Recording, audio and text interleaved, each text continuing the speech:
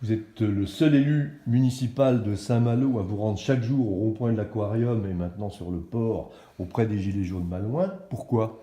C'est le rôle d'un élu, et a fortiori d'un élu local, un élu municipal, que d'être auprès de la population, d'écouter la population lorsqu'elle souffre.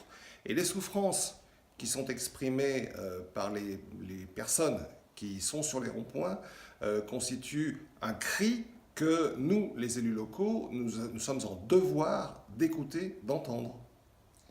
Comment est-ce perçu par les Gilets jaunes cette présence? Alors, bien aujourd'hui, il est vrai que le premier jour, lorsque je me suis présenté avec l'étiquette d'élu membre du Parti socialiste, l'accueil a été un petit peu froid. Mais la discussion, l'écoute et le fait de participer aux côtés des personnes l'expression de cette souffrance est aujourd'hui parfaitement acceptée et même, je dirais, même attendue.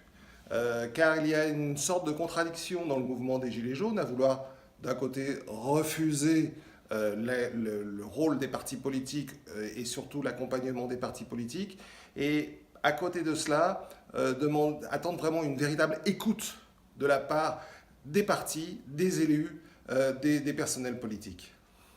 Qu'avez-vous appris? Appris, je ne sais pas ce que j'ai pu apprendre, car pour avoir longtemps travaillé sur le terrain, je sais les souffrances quotidiennes d'une grande partie de la population. En revanche, ce que je vois, et c'est peut-être là la chose qui est la plus marquante, c'est que nous avons sur les ronds-points, à l'aquarium et dans l'expression de ce cri de révolte, une population qui ne s'exprimait pas, ni dans le cadre syndical, ni dans le cadre politique. Car c'est vraiment une classe opprimée de salariés, de retraités, qui sont des gens qui vivent dans la souffrance, qui s'exprime aujourd'hui et qui, de ce fait, est totalement inaudible au niveau des médias, au niveau des politiques, au niveau national. Quelles sont les doléances que vous soutenez? Alors, j'accompagne le mouvement, mais par respect pour les personnes, je ne dis pas que je le soutiens. C'est la première chose. Pourquoi?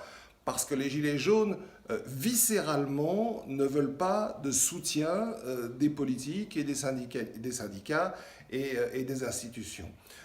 Donc, par respect pour les personnes, je ne dis pas que je soutiens. En revanche, les doléances sont des doléances fondamentales. Et elles peuvent se résumer en un terme, une demande de justice sociale. Il ne s'agit pas pour ces personnes de critiquer les taxes, les impôts ou autres, il s'agit de critiquer l'injustice des taxes qui portent sur les plus faibles et dont sont exonérés les plus riches, l'injustice qui fait qu'on ne peut pas accorder d'augmentation sur les salaires les plus bas quand on distribue 47 milliards de dividendes au niveau du CAC 40. Qu'attendez-vous donc du Parti socialiste?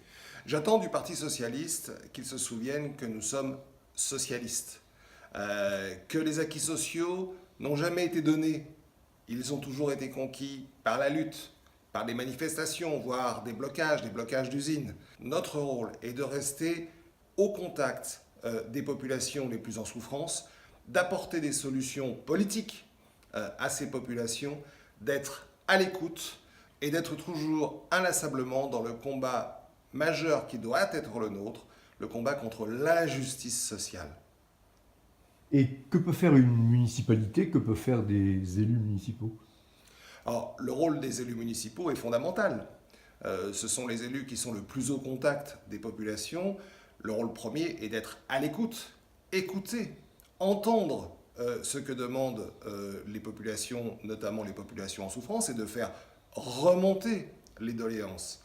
À ce titre, je demanderai au maire de Saint-Malo d'ouvrir un cahier de doléances dans les 3 mairies de la ville de Saint-Malo, de sorte que ces doléances puissent être exprimées et remontées.